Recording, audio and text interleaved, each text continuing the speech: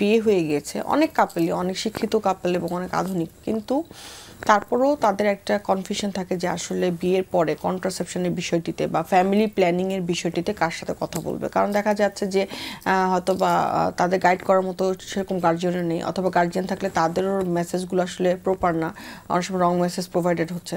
তো সেই জায়গাটাতে যদি একটু বলি যে পরিবার পরিকল্পনা, হয়তো বা তারা বিয়ের পরপরই বাচ্চা নিতে চাচ্ছে না, এরকম করতে করতে অনেক সময় দেখা যায় এই প্ল্যানিং করতে করতে অনেক সময় প্রেগনেন্ট হয়ে যায় এবং অ্যাবর্শন করে অনেক ধরনের কমপ্লিকেসি তৈরি করে। তো এই জায়গাটাতে একটু বলেন যে যারা বিবাহিত কাপল তাদের আসলে এই ফ্যামিলি প্ল্যানিং নেওয়ার জন্য কাদের কাছে আসলে যাওয়া উচিত?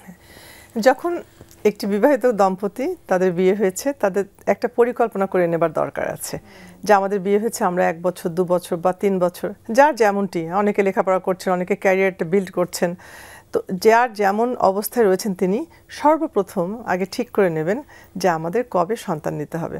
তো এখন 2 বছর 3 বছর 4 বছর যেটি হোক না কেন, এই সময়টিতে সন্তান না নেওয়ার কথা, ওই সময়টিতে তাকে অবশ্যই পরিবার পরিকল্পনা পদ্ধতি গ্রহণ করতে হবে।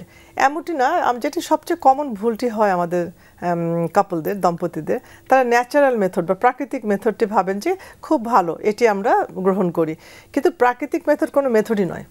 আমি প্রথমেই বলবো দর্শককে, কেননা এত অ্যাক্সিডেন্ট হয় যে তখন অপরিকল্পিত সন্তান গর্ভে চলে আসে। আর যেটি আমরা যার ফলত তারা কি করছেন, হয়তো এমআর করছেন অথবা মেডিসিন খাচ্ছেন এবং জটিলতায় ভুগছেন, পরবর্তীতে সন্তান না হওয়ার সম্ভাবনা তৈরি হচ্ছে।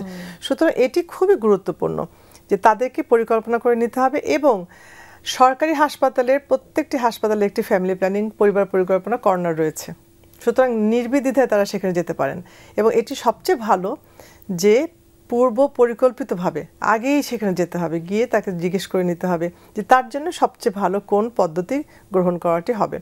ছেলেদের জন্য কন্ডম ইজ ভেরি গুড, এবং এটি শুধু জন্ম নিয়ন্ত্রণ নয়, এটি অনেক রকমের রোগ ব্যাধি লাইক ক্যান্ডিডিয়াসিস বা HIV তো আমরা বলি না, অনেক রকমের ইনফেকশনটা প্রতিরোধ করে।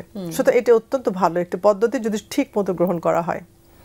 মেয়েদের জন্য সবচেয়ে যেটি সহজ, মানে আমি দর্শকদের জন্য বলছি, আজকে সুযোগ রয়েছে, পিল, জন্ম নিয়ন্ত্রণের বড়ি, কোনো ভয় নেই। হ্যাঁ, যাদের কোনো অসুস্থতা রয়েছে তাদের তো আমরা দেবো না, ডক্টর তো তার ইতিহাসটা নিয়েই দেবে, কিন্তু সারা বিশ্বে কিন্তু ম্যাক্সিমাম পিল খাচ্ছে, খুবই ওয়াইড স্প্রেড, এবং পিল অত্যন্ত ফলপ্রসূ এবং অন্যান্য অনেক অসুখ বিসুখ, যেমন রক্তপাতটা কমিয়ে দিচ্ছে, এন্ডোমেট্রোসিস একটা অসুস্থতা কমাচ্ছে, PCOS কমাচ্ছে, তারপর হচ্ছে এখানে দেখা যায় যে পেশেন্টদের দেখা যায় যে অনিয়মিত মাসিকটি সেটিকে নিয়মিত করছে। সুতরাং পিলটা মানে ঢিলে অনেক পাখি মারার মতো, জন্ম নিয়ন্ত্রণও করছে, আবার জন্ম নিয়ন্ত্রণের পাশাপাশি অনেকগুলো অসুখ ব্যাধিকে প্রতিহত করছে।